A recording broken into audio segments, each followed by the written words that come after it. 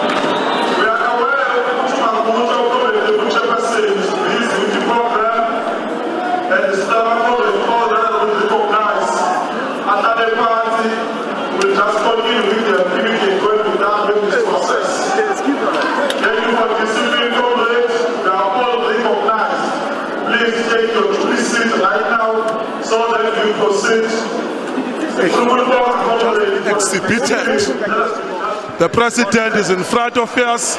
Comrade Matamela is with us. The president of the ANC, Comrade. Comrade.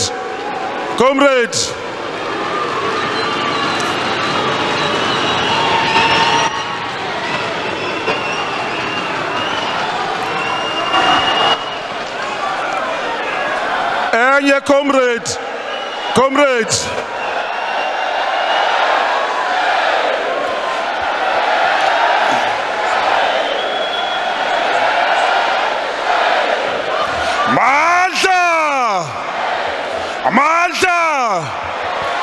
Sesibongile comrade any character of the ANC ukubekezelelana noma kuthiwa sihluka kanjani ezintweni. Siyacela ke comrade ukuthi KwaZulu-Natal, ANC yaKwaZulu-Natal belongs to the ANC that is unitary in its character. We have one ANC in South Africa, comrade, currently, and the president is Comrade Matamela Ramaphosa. Ifuna comrade sibonge how you have presented yourself so far. We know, comrade, there are concerns, and we know, comrade, what you are disciplined, comrade of the ANC. Your disciplined character, comrade, izosiza this conference, especially South Africa yonke, ukuthi it is going to be smooth. It was the smoothest conference where we made history. Our credentials are adopted within 15 minutes. We've made history, comrade president. We've already mentioned nowhere in this provincial conference where the credentials were presented within 15 minutes. Everything we have agreed upon because of the decorum, because I'm a comrade, ayazi ukuthi KwaZulu-Natal nje basikhuluma nje sifuna ukuyunite, sifuna ukwenza sure ukuthi isimo sethu sizokwazi ukulunga. Comrade president, ama comrade siyabonga ukuthi ahleli phansi. Akhona ama issues of concern in the province of KwaZulu-Natal. Ezinye zezinto esokhuluma ngazo comrade kwabasivali We are not happy how the judicial system as South Africa operates. And comrade, we are not just going to be quiet. Ngoba sithi isimo sinje. Comrade President Matamela will be live understanding isimo esikusona. Comrade Ramaphosa, njengo President of the ANC, is also familiar with the material condition KwaZulu-Natal. Ukuthi we felt Comrade President Jacob Zuma has been persecuted by the system and it deserves our presence and our protection, comrade. Kodwa, because plenary nama delegates who are elected in our BGMs, comrade, ayazi ukuthi any process uma sefikile upresident baze ba electa nama officials kufanele bamnikeze ithuba akhulume sizomxoxela upresident. Comrade President this morning, comrade spoke to the provincial chairperson and congratulate her for a smooth conference. Ehamba kahle KwaZulu-Natal. What a job well done, comrades. Akangagcina comrade to president lapho washo wathi kunama matters abadila nawo ucabanga ukuthi isimo sakhe namhlanje uzobe committed somewhere. Kodwa he felt njengo president of the ANC ukuthi KwaZulu-Natal is amongst the biggest province of the ANC and deserve his urgent attention. Washiya ezinye izinto efuna ukuzosifikela personally to address the plenary.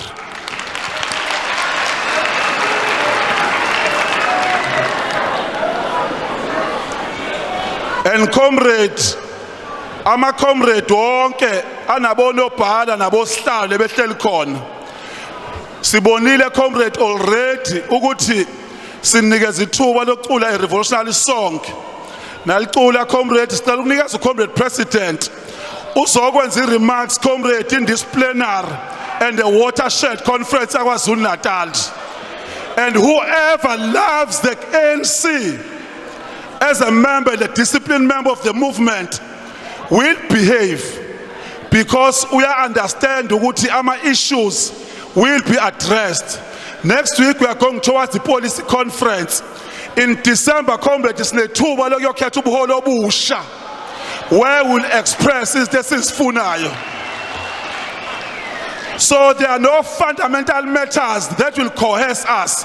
Ukuthi number 1 we-ANC no number 1 wase-South Africa singamnikezi ithuba ngoba media which is antagonistic in their reporting style, because it is media ekade seyiphepeshwetha izinto kube ngathi khona ingxabano. Ayikho comrade ingxabano. Ama issues ethu siyakwazi ku-address. So kwazi kwakhuluma comrade ama issues so that the conference yethu iziphele ikade smooth. If you proceed, comrades, misbehavior, the media will not report izinto ezinhle ezenzeka in this conference. But the reflection will be misbehavior, will be a process engahambile kahle nomsebenzi belusukela emakhaya kuze kube ngathi akwenzekalanga. We are known as the province of KwaZulu-Natal kaMafukuzela, ka-President uLthuli, ka-President Gumede, ka-President Pixlikisakaseme, comrade, ka-President Xuma. Siyakwazi comrade ukuba behavior nokuba discipline noma singaphathekile kahle kanjani. Comrade President, the platform is yours.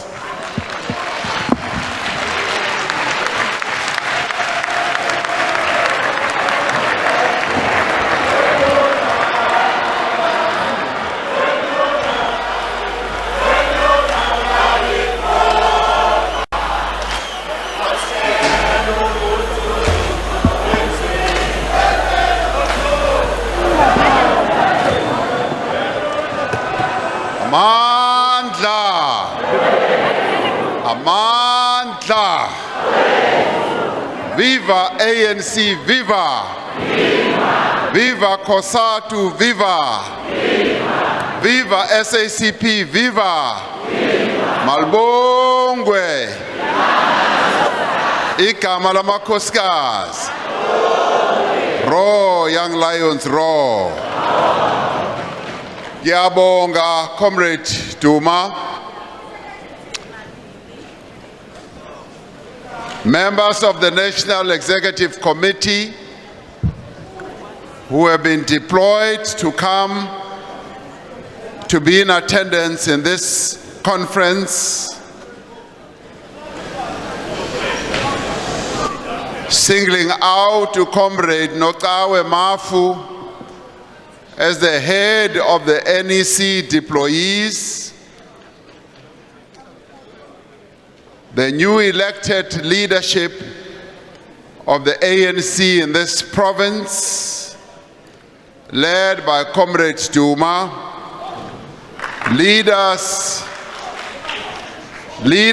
of the various regions in our province, leaders of our leagues, leaders of the alliance formations, delegates and comrades and friends.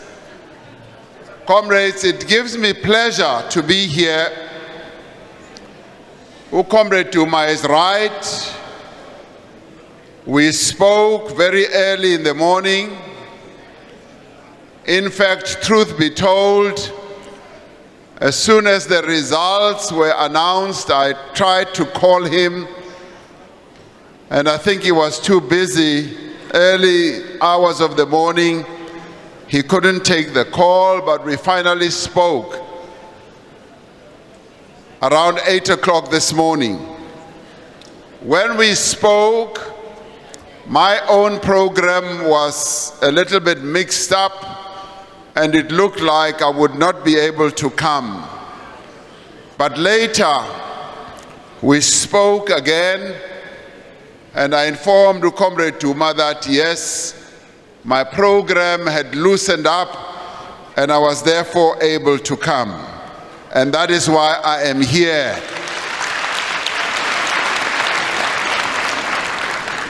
Let me start off, comrades, and I'll be brief because I know, Ugote, you still have a lot of work to do. Some of you still have to go and vote, and the commission still need to report. Let me start off, comrade, by congratulating you as delegates to this KZN province for holding such a disciplined, well-organized conference.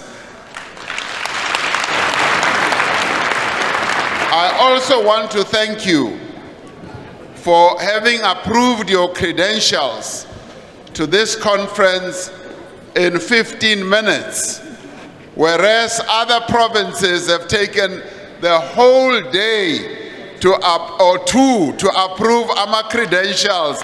Ngiyanibonga ukuthi nina, you did it in such a short space of time. In fact, you are already giving us a very good example at national level. Ukuthi when we go to our conference in December, our credentials should be approved in 10 minutes. Let me also congratulate Comrade Sponiso Duma, whom you elected as your provincial chairperson, Comrade Unomakuku, who you elected as your deputy chair, and you have made history here in KZN, ukukhetha umuntu wesifazane to be your deputy chairperson.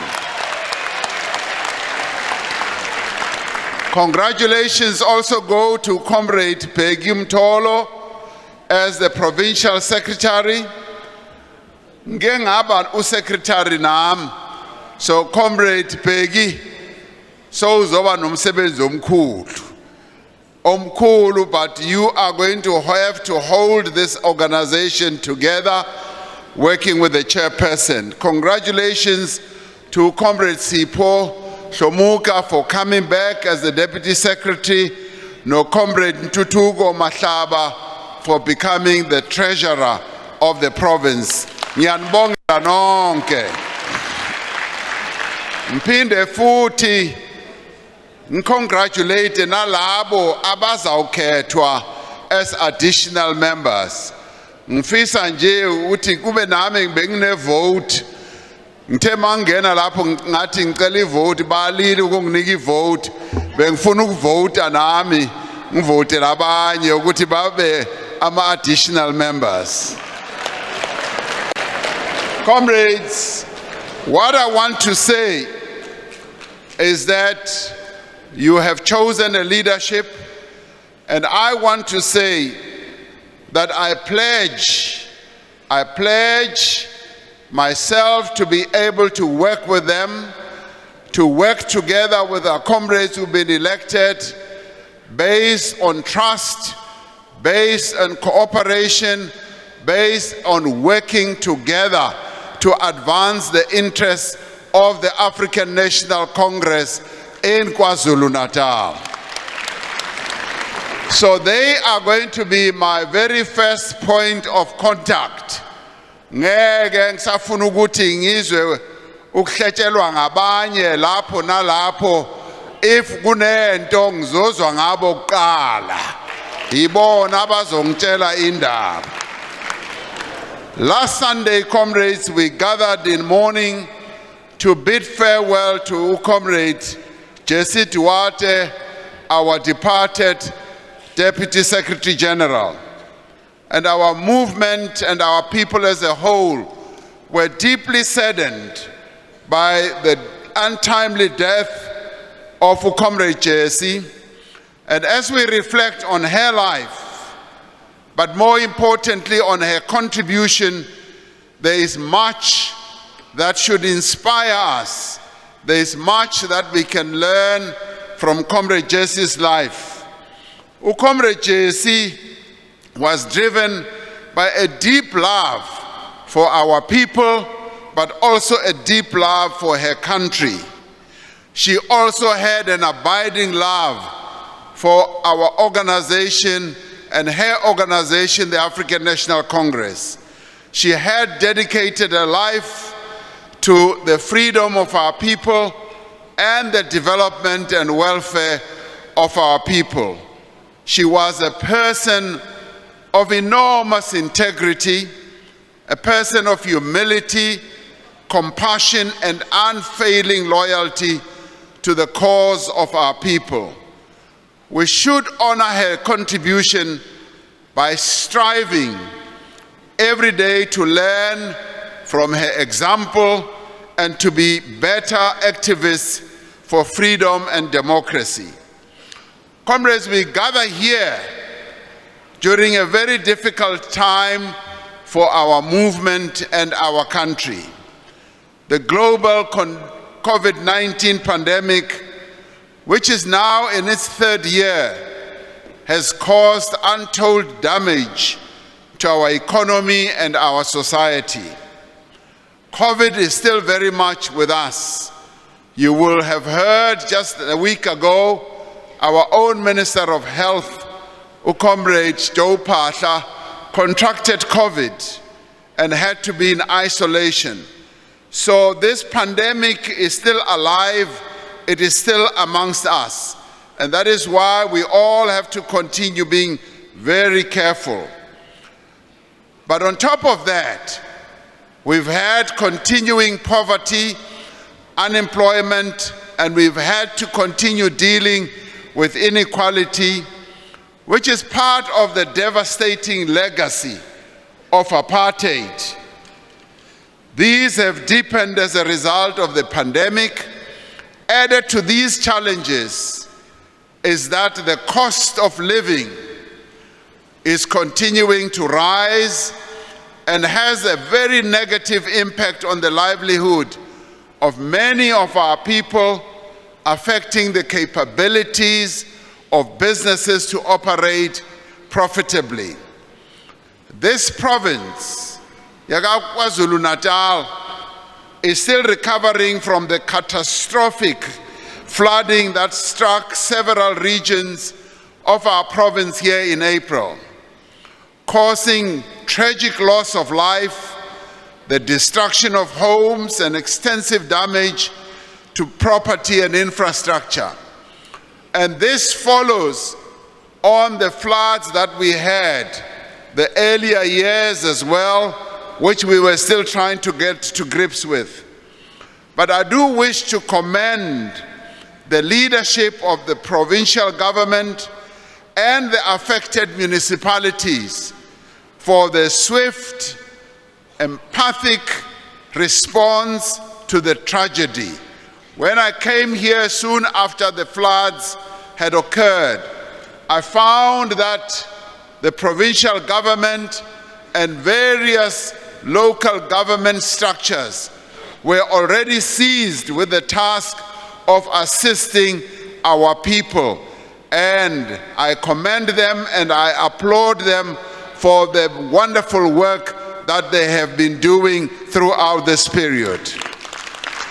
But I also wish to commend, comrades, the ANC leadership from the province down to the branch for providing assistance and care to those communities that were hardest hit by the floods.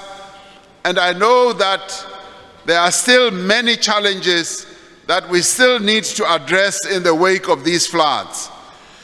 As we recover from the floods, our priority must be to find suitable accommodation for those people who are still in shelters. And there are quite a number of our people who are still in shelters who we still need to take care of. As we rebuild, we need infrastructure that is resilient, housing that is structurally sound, as well as being well located, so that from a special point of view, we no longer build structures or allow our people to build on ground that is unstable and ground that is also dangerous. We now need to take this up as a major factor in our rebuilding process. There are a number of countries that are prone to things like earthquakes and so forth, and they have taken care to make sure that when they rebuild, they avoid exposing their people to areas that are dangerous. So as we plan our cities and towns, as well as rural areas, we should make sure that we build on areas that can withstand natural disasters in the future. We also need to attend to the weaknesses in governance, proper town planning, processes of laying out areas where people should build, where roads should be, where schools should be, and where churches should be. Because when I came, I found that in some of the areas, churches had collapsed, schools had also collapsed. We need effective, capable levels of government at all levels so that we are able to effect our planning a lot better.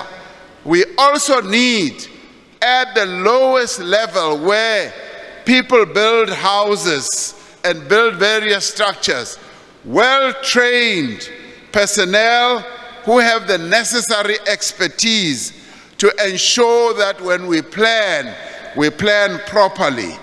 But we also need the financial resources to build vital infrastructure that is durable to ensure that we do not expose our people to dangers.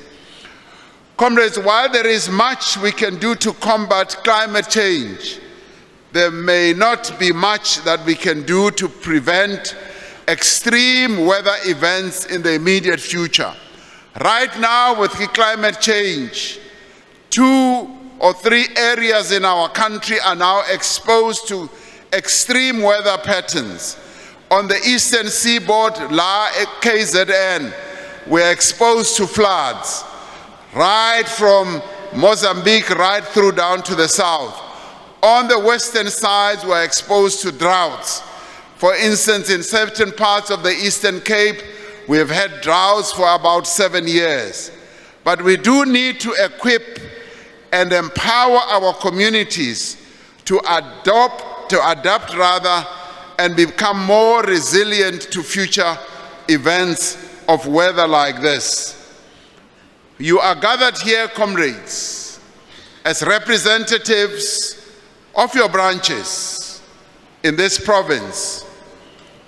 And I've been told that all of you being here, 1,600 of you, you've come to represent the branches, and I've also been told that the delegates who are here represent 100% of attendance at the conference, and you are to be applauded for that.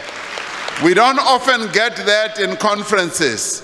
When we do credentials, you often find that there are some delegates who are missing.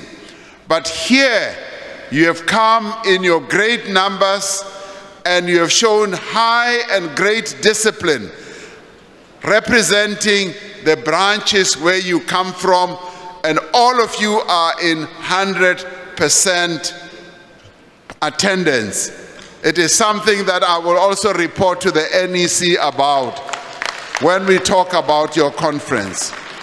So you are here with the responsibility of coming up with proposals that will advance the objectives of our national democratic revolution, not only here in KZN, but nationally as well, by discussing, by formulating and adopting policies that will guide our movement as we go to our policy conference in a few days, but more importantly, as we go also to our national conference in 4 months.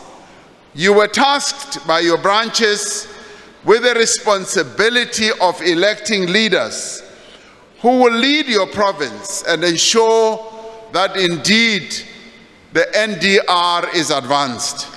But more than that, as delegates, you have the fundamental responsibility to champion and advance the needs, the interests, and the concerns of 11 million people who live here in our province in KwaZulu-Natal. So seated as you are here, seated disciplined, and seated in the way that you have come in your great numbers, you have a big responsibility on your shoulders. A big responsibility that means that you have to represent those branches, but also have to go and report back to the branches that have tasked you to come and represent them here. Our conferences often tend to be inwardly focused. They are often concerned with contests of leadership and dynamics within our organization. We need to change that. We need to make our conferences about the people of our country, the people that we are committed to unite, to organize, and to serve. I always say, comrades, KZN has always shown great leadership on a number of issues that affect our organization as a whole. You have always been leaders in showing a path to the future that our organization should take. So I would say we must emerge from this conference with a clear program and an undivided commitment to improve the lives of our people here in KZN. The fundamental purpose of this conference must be to advance the realization of the vision of our Freedom Charter. We can adopt credentials, we can consider political and secretarial organizational reports, we can debate policy and elect leaders, but unless we use this conference to advance the struggle for the freedoms that are contained in the Freedom Charter, this conference could be a waste of time and have no reason. But I do know that you are continuing to give commitment, and that is why in your commissions you are going to continue discussing, and you have been discussing, important issues that affect the people of our country. We should recognize that since the advent of democracy, our country has made remarkable progress in giving effect to the demands that our forebears set out in the Freedom Charter. Through our Constitution, we have affirmed the fundamental principle that South Africa belongs to all who live in it, and that the authority of the government must be based on the will of the people. Over the course of the last 28 years, we have removed discriminatory and exploitative practices of the past. We have enacted many rights and that are demanded in the Freedom Charter.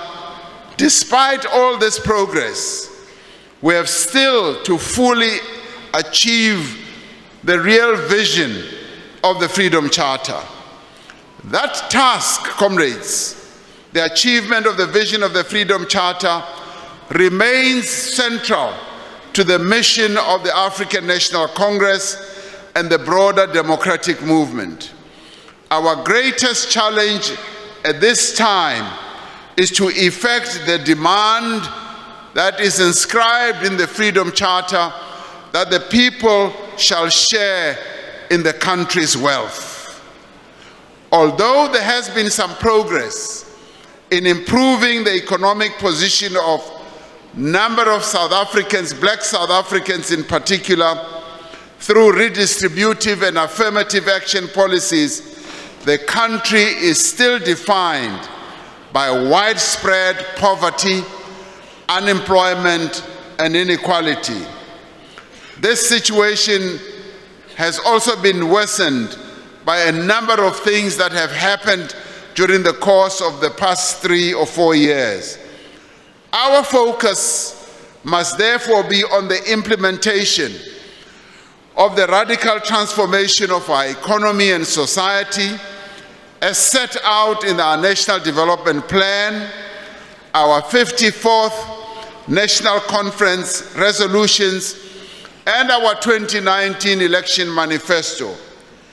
These, comrades, are the foundation stones on which our plan is based, and they are the foundation stones on which we can engender transformation and economic growth.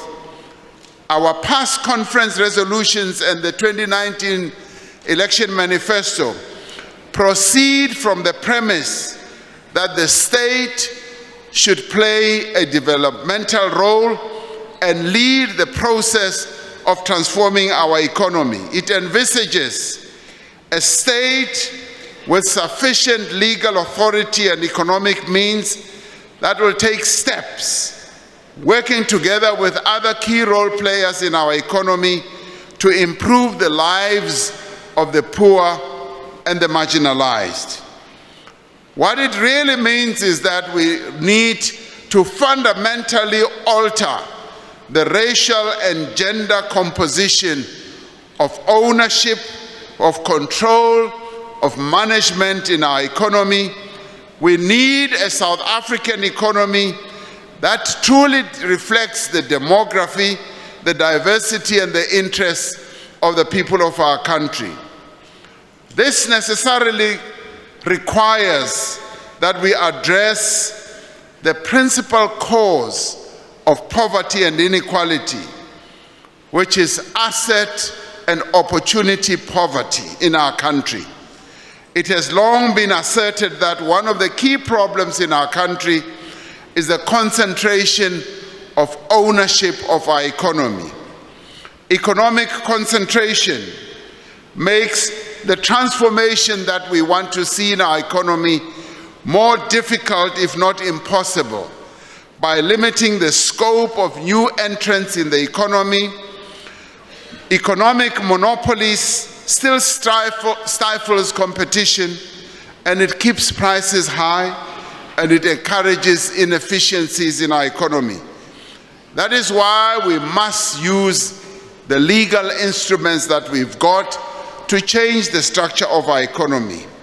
Because our transformation objective requires that we diversify our economy, specifically through the support, the enhancement, and the development of those who were previously denied opportunities to play a key role in our economy.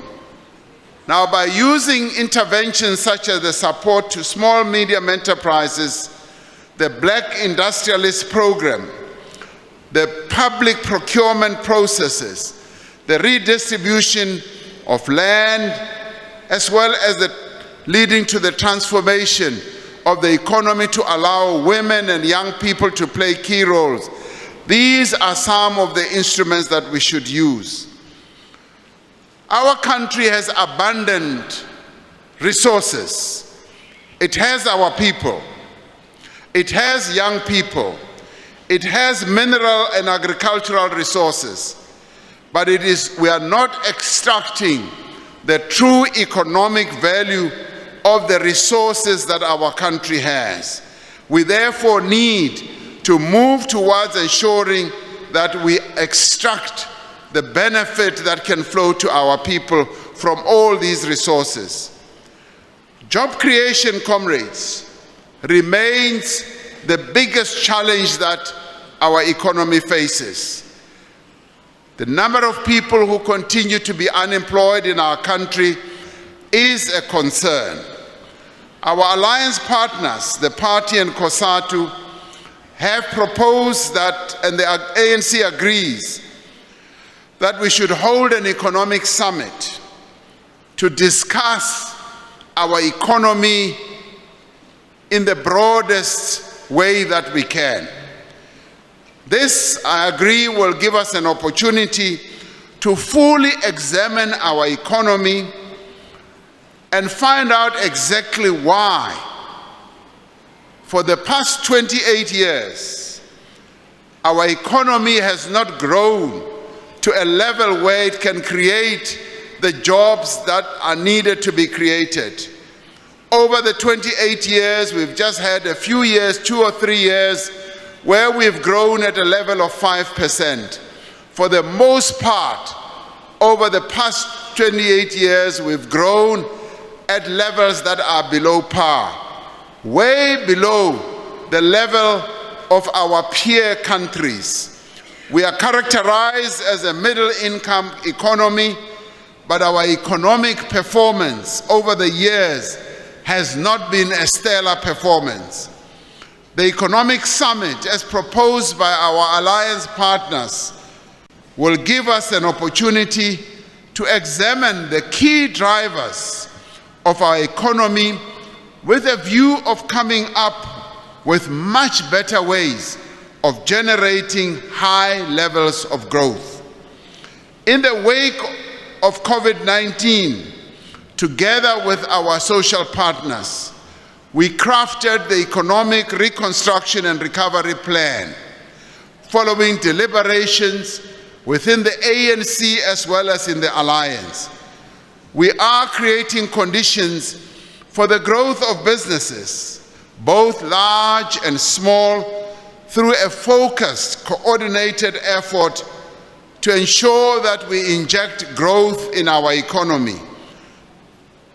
We have shown the potential of public and social employment programs that they have to provide unemployed people with livelihoods and skills as well as job opportunities. The presidential employment stimulus has provided work and livelihoods support to over 800,000 people since it was established less than 2 years ago. We are making progress in the economic reforms that we have embarked upon in the key network industries such as electricity, telecommunications, ports, rail, and water, as well as transport.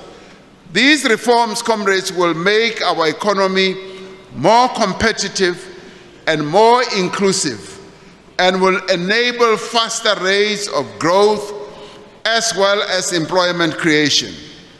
A critical part of these reforms, yes, is taking place as we focus more and more on our energy.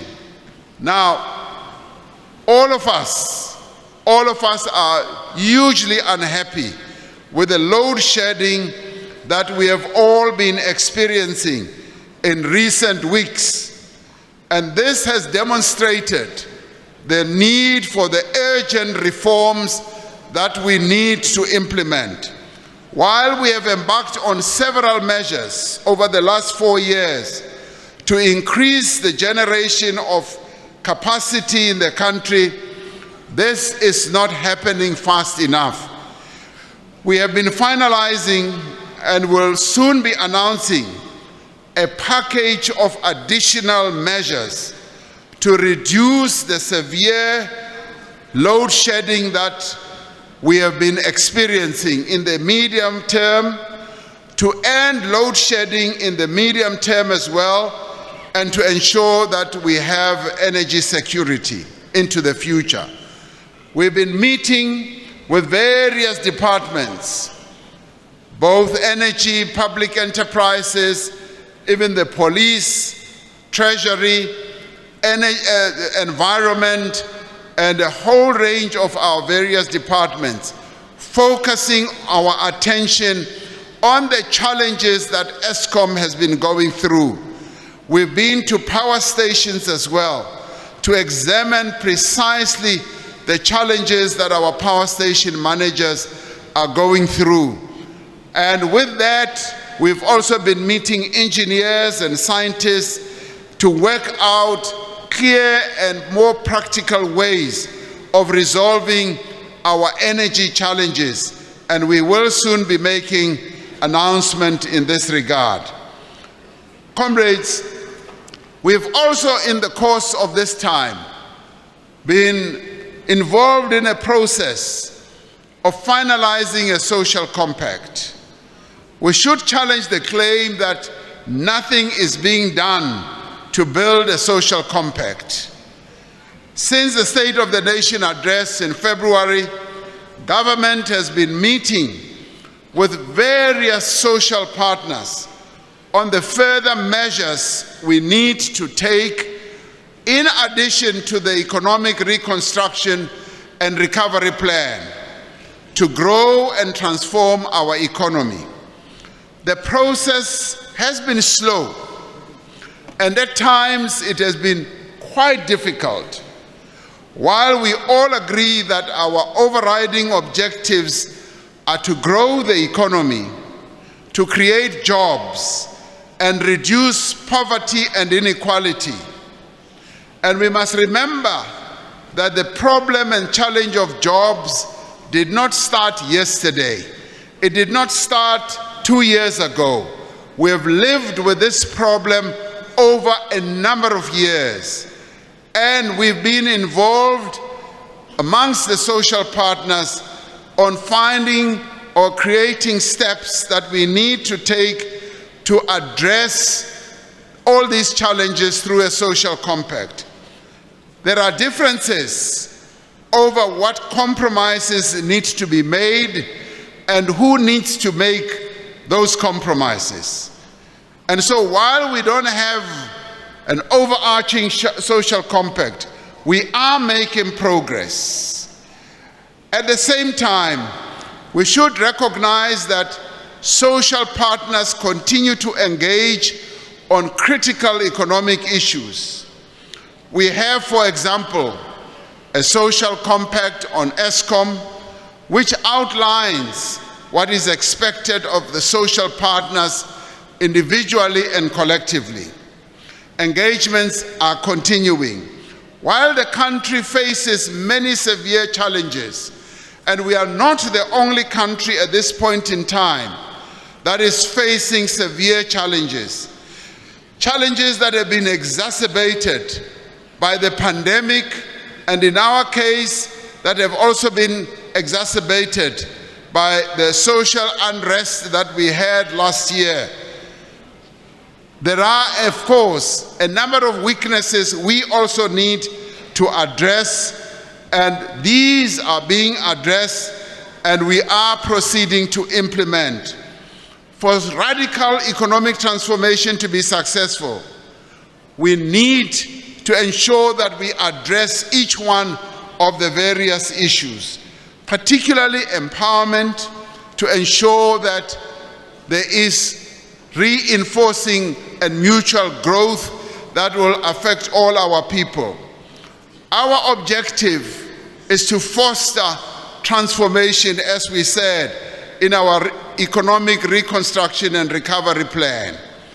Is to foster transformation, to make sure that we bring more black people into the economy as owners, managers, financiers, and industrialists.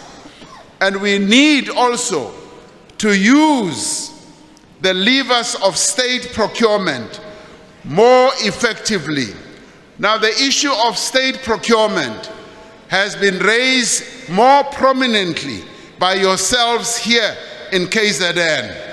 I forever remember hearing Comrade Sihle Zikalala's voice continuing to harp on this issue, saying that through public procurement we will be able to ensure that we empower our people. And this has become like a KZN economic motive, and I applaud KZN for continuing to raise economic issues sharply in the way that you have always done so. And comrades, we heed all these issues, including the issues that Comrade Slal or Comrade Duma has also raised. When we raise issues, you should never think as KZN that they fall on deaf ears. As part of this unitary movement that we all belong to, of which KZN is an important component, I want to assure you that the issues that you raise, and I'm glad that you continue to raise all these issues in the most disciplined way that KZN always raises issues.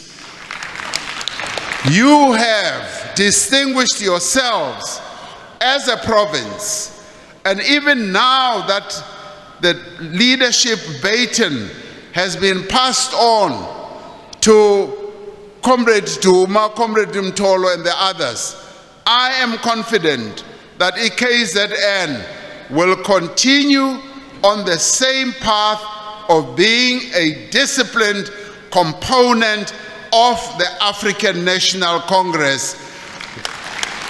And you will continue being a sterling example of provinces of the African National Congress. So comrades, this public procurement issue which you have continued to raise is an important one, and we have listened and we have heeded, and the legal process, the legislative process is underway, and that is going to be concluded. And if you like, its sub-name can even be the KZN-inspired public procurement process of empowerment. Comrades, clearly, we want to thank you as KZN for continuing to act in the way that you do. We all know that only a strong and united ANC is capable of transforming society and of convincing the people of our country to continue placing their trust in us. We now need to spend our energies and our talents on addressing our people's issues and resolving their concerns. We must prove to our people that we can serve them diligently, with respect and with integrity. Now, the branches that you represent are the basic units of the African National Congress. And I'm glad that you've come in such large numbers to represent those branches here. we have had a concern about the state of our branches over a long time. We have had a concern about the weakness of our branches, and we have wished and longed for strong branches, branches that will continue to represent the interests of our people at the lowest level. And that is why we embarked on the Letsema campaign to renew the ANC as an organ of people's power and to bring the African National Congress closer to the people. And I know that issues such as membership processes, issues such as scanners, are challenges that you have to deal with at your level. But I'm saying, let us continue strengthening our branches. In undertaking the Letsema campaign, the ANC acknowledges that over the course of several years, yes, we've had all these challenges. Now, this Letsema campaign, which I have participated in, is a campaign that I would like to encourage all of us at branch level to take up with a great deal of enthusiasm, because it enables our people to be involved, and it ensures that people can once again trust the ANC as the champion of the poor and the vulnerable in our society. So the Letsema campaign is a fundamental component of our process to renew, to rebuild, and to unite our movement. We knew when we embarked on this journey of fundamental renewal that there would be both setbacks and successes. We knew that we would, yes, there would be problems here and there, but the problems, much as they are many, need to be addressed. And I'm glad, comrades, that you are going to elect a leadership, as you are each going out to vote now, that is going to be capable of addressing the challenges. Let me also commend you, comrades. I was here 5 years ago when you held your last conference, and one of the issues that impressed me and struck me very, very positively was your ability as the African National Congress in KZN to forge unity, even as you may differ on a number of issues. At that conference, you agreed amongst yourselves that you are going to unite. We had just come out of Nazareth, which had divided our movement, but you decided consciously on your own that you are going to unite yourselves and make sure that the ANC is united here in KZN. And you succeeded in the past 5 years to forge unity, and you supported the leaders who were leading the ANC here in KZN. I expect, comrades, that now as you are electing and you have elected the officials and you are electing new leaders, I expect that exactly the same will prevail, that you will forge unity and you will close ranks and unite, even though you might have had different perspectives coming to this conference. And I am sure you are going to do precisely that. Knowing you as I do, as a KZN, I have no doubt that once again you will show the entirety of the African National Congress what unity is all about. You will also show us what the renewal is all about, because you have, frankly, embarked on a number of processes that have united this organization here. And comrades, I say so because Yes, there are differences in every organization. Different approaches, different perspectives. It's not new. But what those different perspectives and approaches should never do is to divide us to a point where we regard ourselves as enemies, is to make it impossible for us to work together. I was very impressed with the press conference that Comrade Duma held yesterday, or was it this morning, when he said there's not going to be any purging. There won't be any purging. He is going to work extremely well with all other comrades, even those who have been in the leadership in the past. And I applaud you, Comrade Duma, for all that.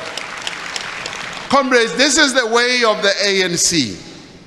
This is the way we need to ensure that we function. Not to see ourselves as enemies, but to see ourselves as comrades.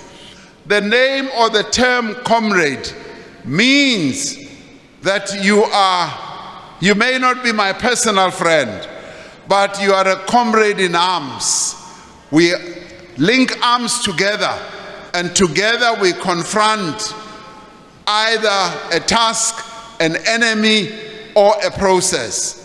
And that is what comradeship should be all about. And where we differ, we should be able to say it clearly and explicitly.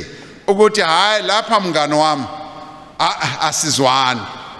Sinamehluko ahlukile.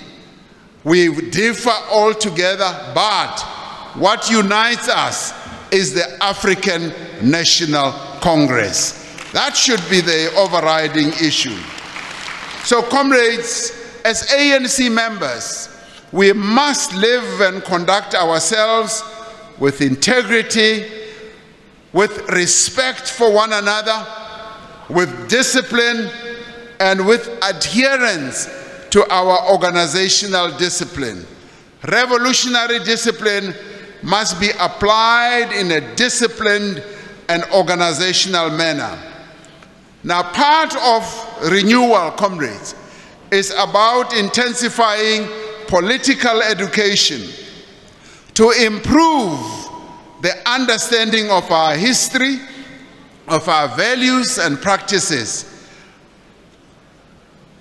amongst our membership. But I want to include part of the political education must also be about understanding our economy, because it is our economy that supports the life of our people. It must be about understanding our economic history.